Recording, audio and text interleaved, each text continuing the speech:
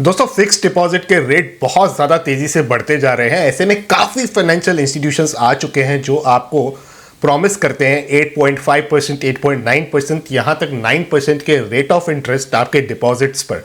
लेकिन एक चीज़ का ध्यान रखिए आप कि फिक्स डिपॉजिट कोई भी इंसान क्यों कराता है कि उसे अपने पैसे पर किसी भी प्रकार का रिस्क नहीं लेना है।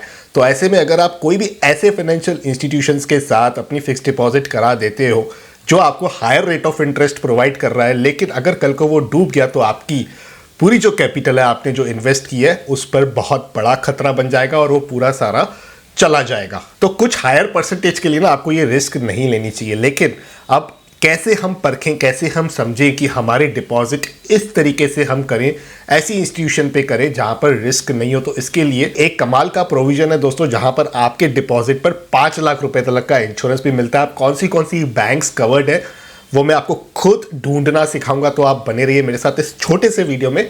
शुरू करते हैं, आइए मिलकर सीखते हैं।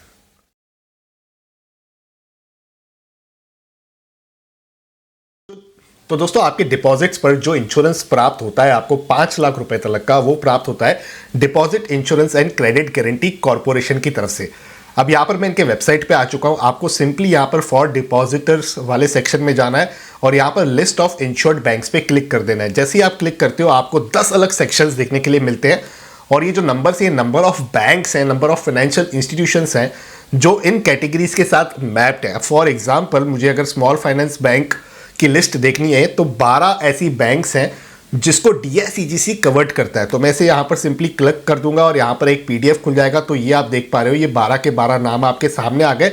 इन सारे बैंक्स में अगर आप फिक्स डिपॉजिट कराते हो तो 5 लाख रुपए तक का आपका जो कैपिटल होता है उस पर इंश्योरेंस रहता है कि यदि अगर वो फाइनेंशियल इंस्टीट्यूशन डूब गया तो आपके 5 लाख रुपए तो सेफ है। उससे ज़्यादा का अमाउंट होता है तो वो आपको नहीं मिल पाता है। अब इसमें बहुत लोगों को कन्फ्यूजन होती है कि इंटरेस्ट अलग से अगर 5 लाख के ऊपर है तो वो मिलेगा कि नहीं मिलेगा।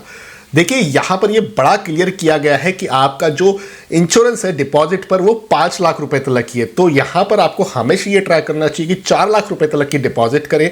अगर आपको 8% का रेट ऑफ इंटरेस्ट मिलता है तो मोटा मोटा 3 साल के पीरियड में 1 लाख रुपए तक का इंटरेस्ट अक्यूमुलेट होगा। और उस बीच अगर कभी भी वो फाइनेंशियल इंस्टीट्यूशन बंद हो जाता है, वो बैंक बंद हो जाती है, तो आपका प्रिंसिपल और इंटरेस्ट दोनों कवर्ड रहता है। अब कुछ लोग क्या करते हैं कि 5 लाख रुपए की डिपॉजिट कर देते हैं और वहां पर उनको 8% के हिसाब से भी हम देखें तो 3 साल में 1 लाख रुपए से भी ज्यादा का इंटरेस्ट वहां पर अक्यूमुलेट हो जाता है। और ऐसे सूरत में 2 साल के बाद यदि मान लीजिए एक हाइपोथेटिकल एग्जांपल, वो बैंक, वो फाइनेंशियल इंस्टीट्यूशन अगर बंद हो जाता है तो वहां पर केवल 5 लाख रुपए तक ही आपका जो अमाउंट है वो सिक्योर्ड रहता है, इंटरेस्ट कंपोनेंट सिक्योर्ड नहीं रहेगा।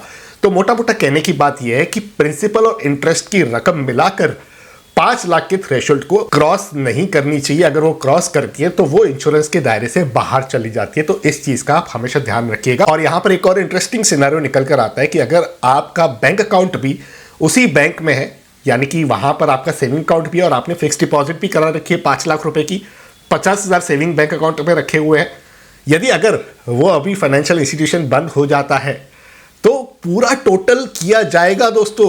यहां पर आपका जो प्रिंसिपल है वही 5.5 लाख है, इंटरेस्ट को मैं यहां पर कंसीडर ही नहीं कर रहा हूं।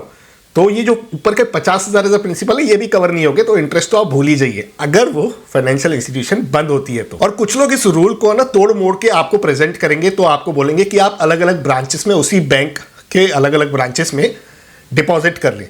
तो ऐसा नहीं होता है दोस्तों। मान लीजिए ABC बैंक है, वो आपको 9% का रेट ऑफ इंटरेस्ट दे रही है। ABC नाम की कोई बैंक नहीं है, मैं एग्जांपल दे रहा हूं। तो आपने एक ब्रांच है उसकी एक शहर में, दूसरी ब्रांच है उसकी दूसरी शहर में, आपने क्या किया 5-5 लाख दोनों जगह पे डिपॉजिट कर दिए। अब यदि अगर वो बैंक बंद हो जाता है तो आपका कुल जो है वो 5 लाख रुपए इंश्योर्ड होगा, 10 लाख रुपए नहीं होगा। भले आपने अलग अलग ब्रांचेस में किया है लेकिन बैंक वही है। बैंक बंद होगी तो सारी ब्रांचेस उसकी बंद होगी दोस्तों, ऐसा नहीं होगा एक शहर की बंद होगी। हाँ, एक शहर की ब्रांच कभी कभी कोई बैंक बंद करती है, उन्हें रिस्पॉन्स नहीं आता है, लेकिन वो एज अ बैंक फंक्शन करता रहता है।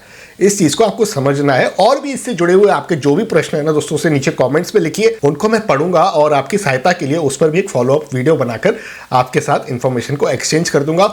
तो यहाँ पर आज के इस छोटे से इंफॉर्मेटिव वीडियो में मैंने आपको काबिल बनाया कि आप खुद भी सर्च कर सकते हो कि कैसे जाके DICGC की वेबसाइट पे पूरी लिस्ट निकाल सकते हैं। तो आपके घर में पेरेंट्स है, रिलेटिव्स है, जो अक्सर फिक्स डिपॉजिट कराते रहते हैं या आप खुद कराते रहते हैं, तो आपके लिए ये वीडियो काफी काम का है। इसे प्लेलिस्ट में सेव कर दीजिए और अपने सारे रिलेटिव्स के साथ जो फिक्स डिपॉजिट करते हैं उनके साथ इस वीडियो को एक्सचेंज भी करें शेयर का बटन दबा के, ताकि उन्हें भी इस इंफॉर्मेशन का लाभ प्राप्त हो सके। पर्सनल फाइनेंस से रिलेटेड वीडियोस में अक्सर बनाते रहता हूं, तो अगर आपकी रुचि है पर्सनल फाइनेंस से रिलेटेड वीडियोस देखने की, तो आप मेरे इस YouTube चैनल को तुरंत सब्सक्राइब कर ले, जिससे मेरे आने वाले सारे वीडियोस का अपडेट आप तक पहुंच पाएगा और हम और आप हमेशा यूं ही मिलते भी रहेंगे। तो इसी के साथ करते हैं कंक्लूड आज के इस इन्फॉर्मेटिव वीडियो को यहीं पर। जल्द मिलते हैं किसी और इंटरेस्टिंग टॉपिक के साथ, किसी और दूसरे वीडियो में। तब तक अपने हेल्थ का और वेल्थ का जरूर अच्छे से ख्याल रखिएगा।